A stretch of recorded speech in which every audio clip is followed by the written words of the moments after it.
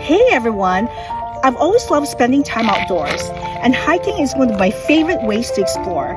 I'll be sharing with you some of my favorite hiking spots here in the Bay Area that you definitely want to check out.